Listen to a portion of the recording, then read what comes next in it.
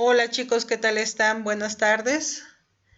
El día de hoy vamos a continuar con nuestras charlas relacionadas con las fibras textiles y en esta ocasión vamos a hablar de la estructura de las telas, es decir, cómo es que las fibras ya convertidos en hilos se van entrelazando para formar las telas. Y empezaremos definiendo qué cosa es una tela. Al final, una tela no es otra cosa que una lámina flexible que va a estar compuesta por diferentes materiales, regularmente fibras, que pueden tener diferentes características, es decir, fibras continuas o discontinuas, y pueden estar tejidas de diferente manera, pero al final la tela va a ser una lámina flexible que vamos a tener como resultado de la unión de todos esos hilos que se han utilizado. Hay una coherencia, es decir, hay una fuerza que se aplica en los procesos de producción y esa fuerza va a estar presente en las telas, en la forma como éstas se han entrelazado. El tejido textil como tal entonces pues va a ser esta tela que va a ser rígida o va a poder ser flexible. A pesar de que sea una tela muy rígida, va a ser manejable, es decir, rígida según la función que tenga la prenda o según el uso final que vaya a tener la prenda. Y esta producción de las telas puede ser industrial si se hace ya en forma con grandes máquinas, o puede ser totalmente artesanal como en la imagen que vemos aquí, que se sigue haciendo totalmente a mano. Ahora bien, considerando los tipos de estructura que existen, básicamente los sistemas de tejeduría se dividen en estos cuatro grandes grupos. El primero son los tejidos de plana o de calada, que es la primera imagen que tenemos aquí, y en la que básicamente lo que vamos a hacer es pasar un hilo por debajo y uno por arriba, uno y uno y uno y uno, como se ve en la imagen. Después tenemos los tejidos de punto. En estos tejidos se van a utilizar agujas que nos van a permitir ir formando una malla. En el caso de los tejidos no tejidos, básicamente son hilos que están en un desorden total y que a través de diferentes medios, ya sea mecánicos, de calor o de aplicar algún producto que sirva para unirlos, estos tejidos pues se van a utilizar sobre todo en la industria de la salud, por ejemplo, ahorita que está de moda, y en algunas otras industrias, incluso por ahí va a haber algunas telas que sean de este tipo. Y finalmente los últimos, que básicamente es una combinación de los anteriores. Ahora, nosotros en esta charla prácticamente vamos a ver solamente los tejidos de plana o de calada. Y los tejidos de plana o de calada, su característica principal es que se van a entretejer con hilos que están colocados en forma vertical y otros hilos que están en forma horizontal. En el caso de los primeros, los hilos que están en forma vertical se conocen como hilos de urdimbre y los hilos que van a ir en forma horizontal se conocen como hilos de trama. En este caso, la imagen que tenemos aquí podemos observar cómo por cada 3 hilos blancos tenemos un hilo negro que ya en el tejido se puede apreciar perfectamente, y podemos ver cómo el tejido de los hilos de urdimbre se va cubriendo porque los hilos de la trama va pasando uno sí, uno no, uno sí, uno no, uno sí, uno no, y en la otra vuelta empiezan uno no, uno sí, uno no, uno sí, uno no, uno sí, para que se forme esta base de tela o esta estructura. Entonces, la característica principal de los hilos del tejido de plana o de calada es que tienen hilos de urdimbre e hilos de trama. Y básicamente la forma como se estructuran es siguiendo esta imagen donde podemos ver un telar que conserva el principio básico de los telares que hoy día existen. Obviamente con mucha más tecnología, más desarrollo, en todo sentido, incluso algunos ya digitales, pero el principio sigue siendo el mismo, es decir, hilos que están tensados en forma vertical y que van a ser la urdimbre, y luego los hilos que tienen que pasar para formar la trama.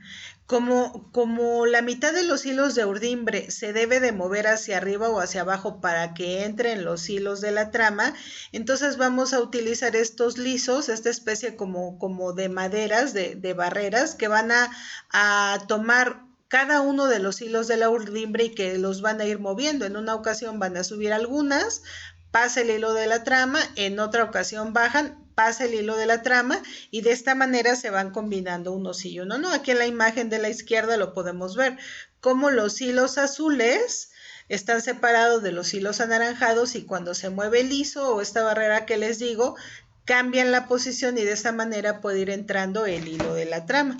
Obviamente hoy en día pues se utilizan tecnologías extraordinarias que hacen este proceso muy acelerado.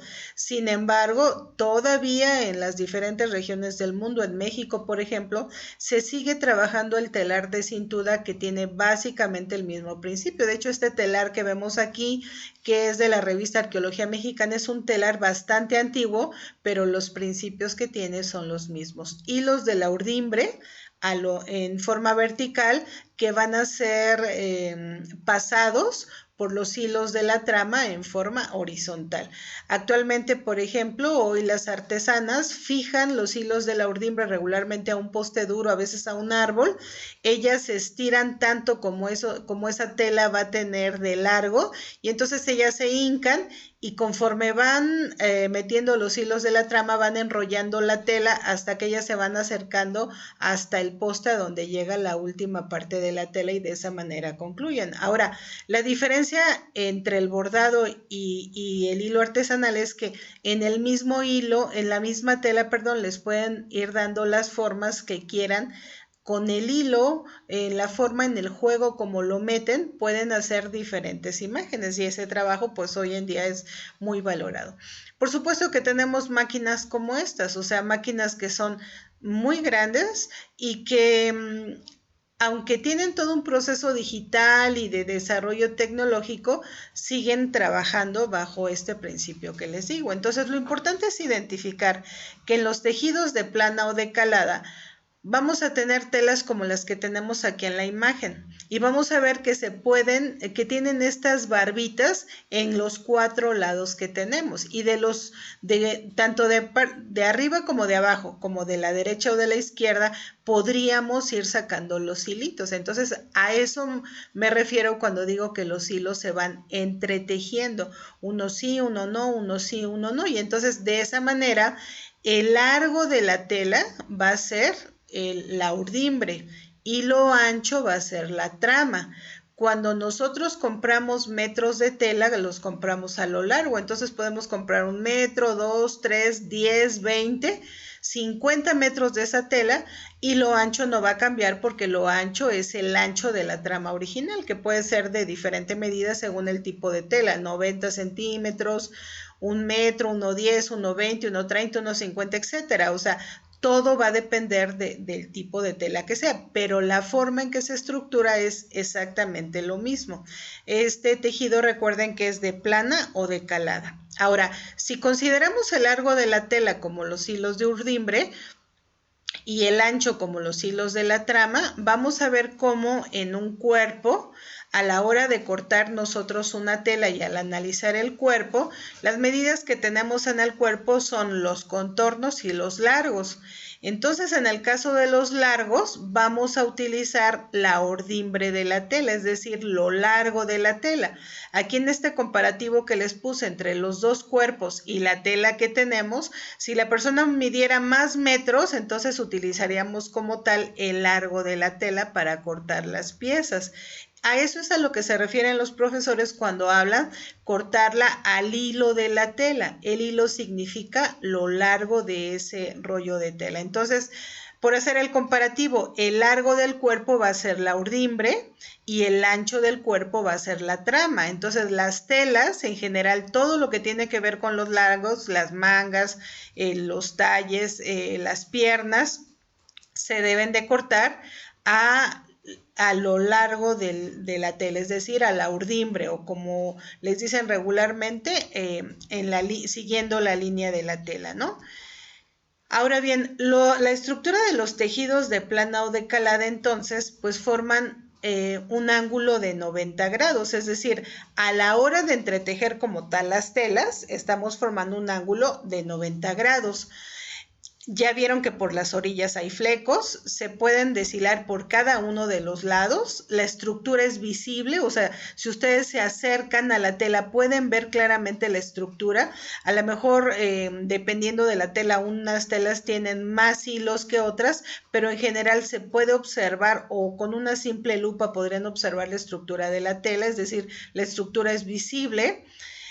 La estructura en este caso es rígida, a menos que se utilice licra, porque si se utiliza licra, bueno, pues entonces la tela, a pesar de que tenga este tipo de estructura, se va a poder estirar, pero en general la tela estructurada con este tipo de tejido no es flexible, es rígida. En ocasiones cuando se jala el sesgo es un poquito más flexible porque el ángulo de tenerlo a 90 grados, pues se pierde el ángulo y es más corto y entonces hay cierta flexibilidad, pero no quiere decir que la tela propiamente pues se elongue, o sea, no sucede eso porque en realidad no se está utilizando como tal licra. Sí se puede usar, o sea, en tal caso si se usa también se estiraría regularmente en la trama.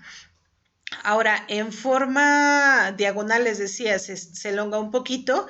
Y bueno, algo bien importante es que este tipo de telas, por la estructura que tiene, porque se desbarata de los 4 lados, requiere de costuras, requiere que las costuras tengan remates, que se filetee la orilla, es decir, que se le pase over y obviamente que las costuras tengan un acabado para que la tela en ningún sentido se desbarate, porque la propia naturaleza de la tela pues es propensa a esto.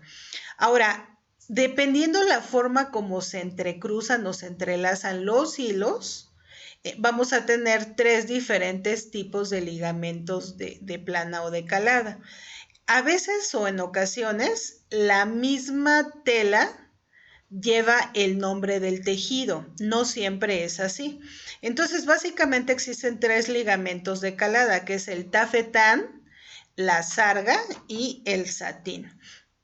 En el caso del ligamento tafetán o plano, como también se le llama, es el básico y el que comentaba desde un principio, es decir, tenemos los hilos de urdimbre en forma vertical a lo largo y tenemos la trama, que la trama va y viene y va a poder rematar los orillos de esa tela. Entonces, este ligamento plano tafetán se ve igual al derecho y al revés. No quiere decir que la tela no tenga derecho y revés, porque ahí va a depender de otra situación, que es los acabados que se le den a la tela. Entonces sí puede ser que la tela sea más brillosa de un lado que del otro y bueno, sí tiene derecho y revés. A lo que me refiero es como tal a la estructura, o sea, es decir, la estructura es igual por el derecho y el revés porque es una y una. Entonces ya para identificarlo va a depender entonces de los acabados. Este ligamento es muy estable, de hecho es el más estable de los 3, es muy fuerte porque la urdimbre está muy tensa y la trama se acomoda de acuerdo a esa urdimbre. Y la urdimbre en general pues no elonga porque como les decía está totalmente tensa. Ahora, hay diferentes formas de hacer estos entrecruzamientos o estructuras.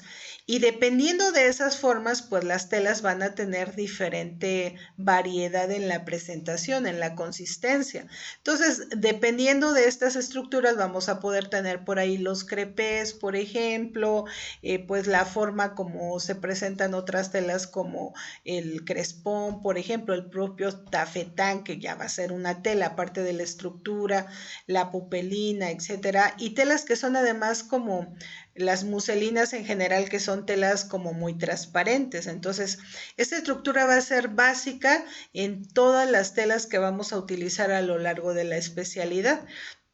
La pupelina, por ejemplo, no tiene derecho ni revés, aunque acuérdense, depende de los terminados. Es una tela muy ligera y fresca. Si es entre más fibra natural sea, recuerden que es más factible que se arrugue. Depende de su grosor, puede ser un poco opaca o poco más opaca o más transparente. y es muy suave y versátil a la hora de confeccionarla. Entonces, esta es una tela que se adapta a muchas situaciones. Ahora, cuando está combinada con otros elementos, ya sean artificiales o ya sean sintéticos, entonces puede obtener otra presencia e incluso ser más fácil a la hora de cuidarla. La muselina, por ejemplo, que les decía, pues en general son todas estas gasas que de repente son muy ligeras, muy vaporosas, propias para la temporada primavera-verano, y pues se pueden utilizar en blusas, en vestidos ligeros, en pues algunas cuestiones de ballet y esas cosas. Otra tela que forma parte de estos ligamentos es la tela de mascota, también llamada de Vichy por la ciudad francesa en la que se dio inicio a este juego de colores. Pero en esta podemos ver que siempre vamos a utilizar hilos de diferentes colores, y son los hilos quienes van a dar esta forma, es decir, los hilos ya previamente han sido teñidos, y entonces a la hora simplemente de hacer la estructura de las telas sigue siendo tafetán, porque es uno arriba, uno abajo, uno arriba y uno abajo, solamente que la forma como se utilizan los hilos, esto le va dando diferentes colores. Y también tamaños, ¿no? Porque pueden ser cuadros muy chiquitos o cuadros más grandes o muy grandes. Hay otra tela que se conoce como batista. También es una tela muy fina que puede ser de algodón o de lino, y también que se utiliza sobre todo en cuestiones de camisería para caballero, aunque también pues en vestidos y en algunas cuestiones de lencería también es muy útil. Por otro lado tenemos el crepé, que justo les comentaba, cuando la combinación no es exactamente uno y uno, o sea, es uno y uno, pero hay un juego en el arreglo de los hilos, es decir, o se tuercen un poco más, o se estiran un poco más, o se estiran a la derecha y a veces a la izquierda. Esa forma de trabajar los hilos es la que va a dar como resultado esta variación en las telas. En este caso tenemos una tela de crepé cuya superficie pareciera como granular, como un poquito arrugadita. Y bueno, existe crepé de todos. Aquí solamente estamos hablando de la estructura, pero recuerden que los materiales que se pueden utilizar son muy diversos. Puede ser lana, puede ser seda, puede ser algodón, puede ser lino, o incluso pueden ser otras telas. Y bueno, es un tejido pues muy fino y pues ligero y fácil de llevar. También tenemos dentro de este tipo de tejidos el crespón, que es similar. De hecho, a veces le llaman el crepé de China, en ocasiones también se le llama. Y básicamente les puse la imagen para que vean de dónde sale el nombre, porque asemeja esta flor como con orillas medio despeinadita, como arrugadita. Y justamente ese es esto, es un tejido que bueno, regularmente se hacía de seda, pero hoy en día sabemos que se utilizan otros materiales que se asemejan a la seda, por lo mucho más accesible económicamente que son. Es de una superficie arrugada y mate, es decir, no es brillosa. Y en este caso la urdimbre es un poco más retorcida que la trama, lo que le da este aspecto un tanto estriado. Luego tenemos la tela Oxford, bueno, se utiliza en camisería y en otros elementos, donde básicamente se maneja igual, o sea, arriba y arriba esta combinación de entretejidos, pero regularmente los hilos de urdimbre tienen un grosor diferente y también un poquito más gruesos. Bueno, tienen un grosor diferente en general, y el color que se maneja regularmente es blanco. El otro es el que se combina de un color diferente, entonces dando variaciones a los colores. No solo es azul, aunque mucho tiempo se utilizó azul por de origen en donde surge la tela, pero pues hoy en día tienen diferentes colores, ¿no? Pero se conoce, de hecho la tela se sigue conociendo como tal, como Oxford. Por otro lado tenemos el tafetán. En el caso del tafetán, bueno, que además observen, estamos hablando del grupo de prendas que como tal se llaman ligamento tafetán. Ahora vamos a hablar de la tela tafetán. La tela tafetán es una tela iridiscente, es decir, que tiene cierto brillo, cierto color. Da la sensación que cambia de color en la medida que ustedes se mueven y ven la tela.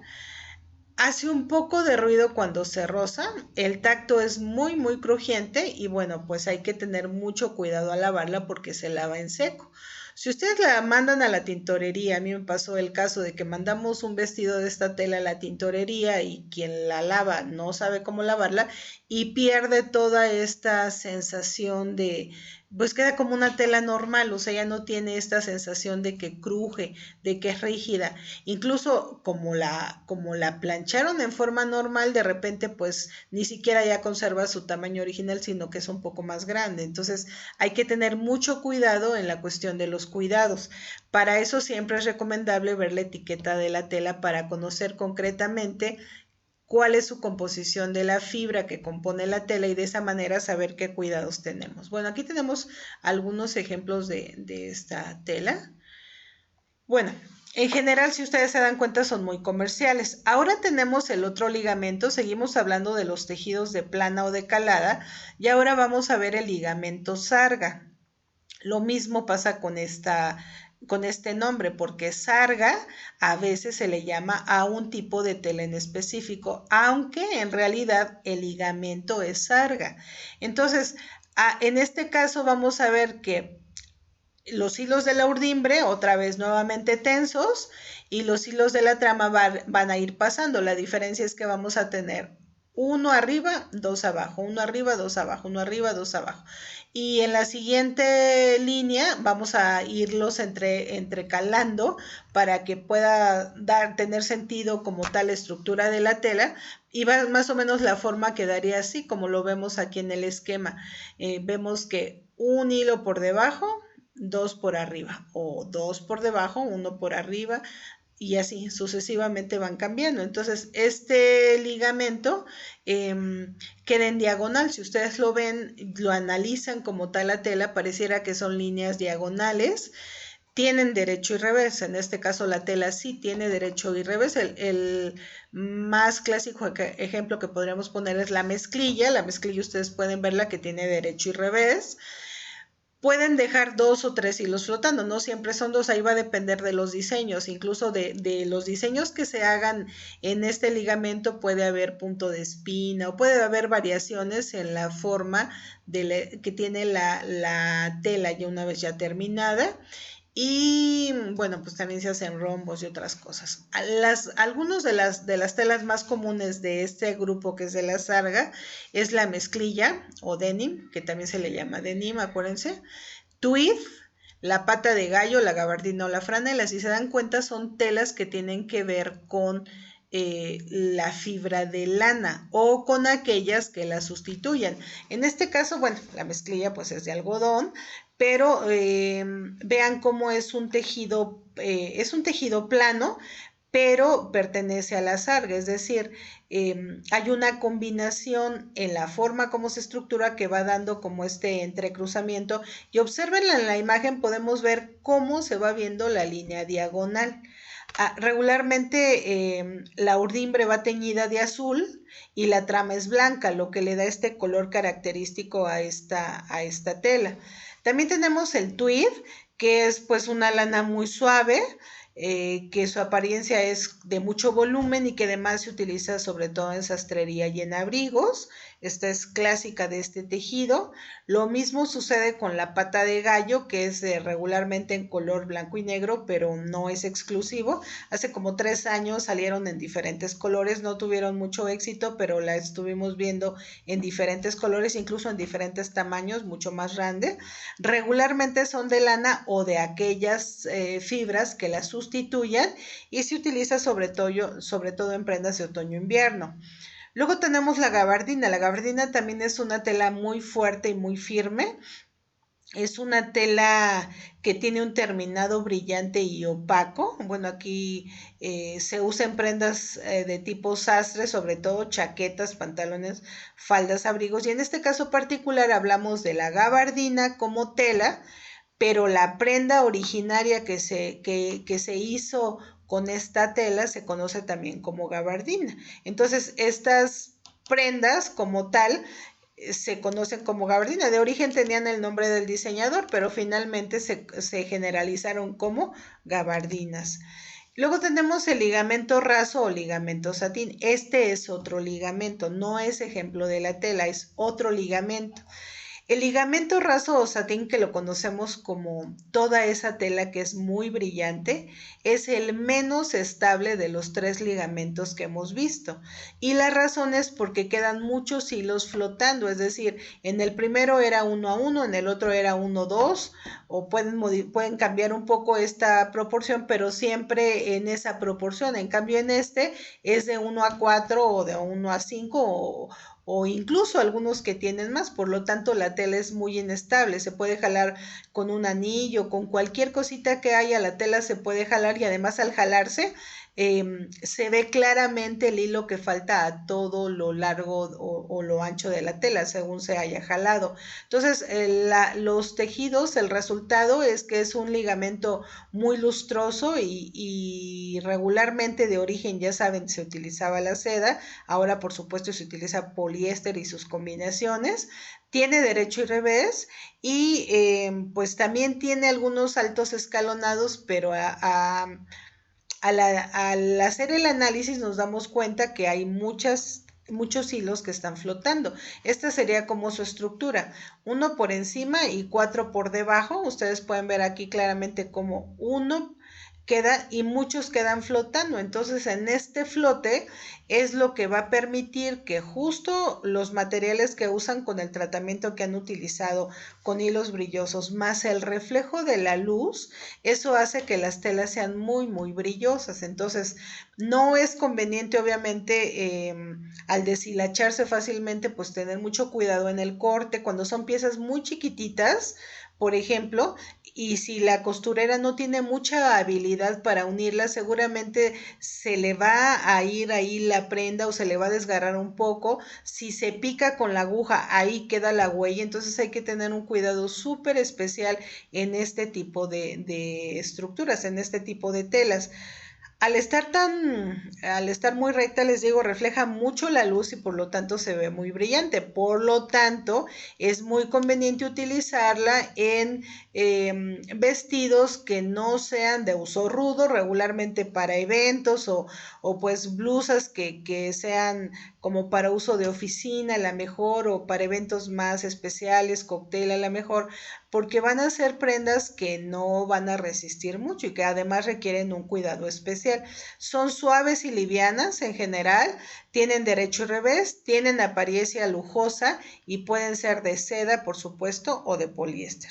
La diferencia, pues ya saben, es muchísima, porque si hablamos de una seda original, a lo mejor pues podemos hablar de unos 3,000 o 4,000 pesos el metro, por ejemplo, y si hablamos de una seda de poliéster, pues estamos hablando como de un, no sé, a lo mejor 70, 80 pesos el metro podría funcionar. Obviamente, la diferencia en caídas, en textura y en todo, pues se asemeja, pero no es igual. Y las personas que saben de buenas telas o que les gusta consumir cosas finas, identificarán rápidamente, pues que no es como tal. Las personas que no tenemos muchos recursos a la mejor y que, bueno, para salir del evento, pues podemos utilizar una de estas telas que no va a ser tan costosa y que más o menos va a dar la apariencia pues de ese lujo que se quiere, ¿no? Tenemos el satín stretch, por supuesto, pues al ser stretch significa que va a tener elastano, por lo tanto se va a poder estirar. A veces se le llama expandes, ya saben, porque como tal licra, como tal, pues es un nombre, una marca registrada. Puede tener diferentes nombres comerciales dependiendo de la casa que la hace. Y bueno, pues se puede utilizar para prendas que son pues propias como les comentaba, pero también incluso se podría utilizar en, no sé, en algo de lencería o alguna cosa así por lo suavecito que es y porque se presta, ¿no? Como tal.